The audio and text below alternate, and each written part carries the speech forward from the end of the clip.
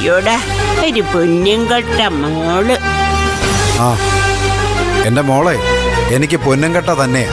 മനോഹര, പൊന്നും കെട്ട ആണേലും കണ്ണിക്കൊണ്ടാ മുറിയുമേ.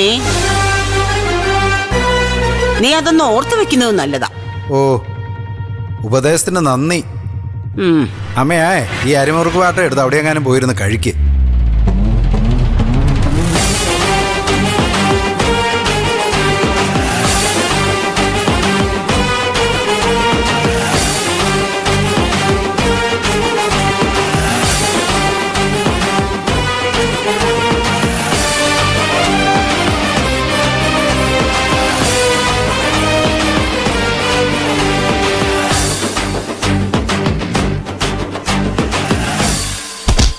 ഇത്രത്തോളം ഞാൻ കൊണ്ടെത്തിച്ചിട്ട് എല്ലാം തൊലച്ച് കളഞ്ഞില്ലേടാ നീ.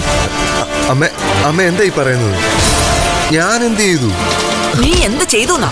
ഒരു ഗതിയും പരഗതിയും ഇല്ലാത്ത മുക്കാ ചക്രത്തിന് ജോലി ചെയ്യുന്ന ആ നരുന്ത് പെണ്ണിനെ കൂടെ കൊണ്ട് നടക്കരുതെന്ന് നിന്നോട് ഞാൻ പറഞ്ഞതല്ലേ? അപ്പൊ നീ എന്താ പറഞ്ഞത്? അവള് പാവമാണെന്ന്. നമ്മൾ പറയുന്നതനുസരിച്ച് നിന്നോളൂന്ന്. ആ പാവമാണ് ഇന്ന് പാമ്പായിട്ട് തിരിഞ്ഞു കൊത്തിയത്. എനിക്കിത് സഹിക്കാൻ പറ്റില്ല. വീണ്ടും ആ ദേവികയുടെ മുമ്പിൽ ഞാൻ തോറ്റു.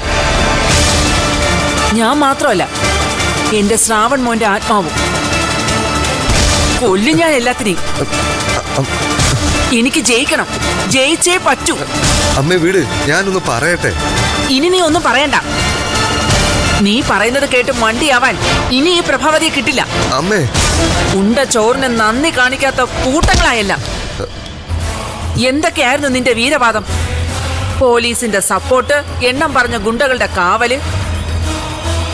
എന്നിട്ടൊടുക്കം തുരുമ്പിച്ച പിച്ചാത്തിയായി നിന്നവന്റെ തലയില് തോക്ക് വെച്ച് ആമ്പിള്ളേരെ അവളെ കൊണ്ടങ്ങ് പോയി.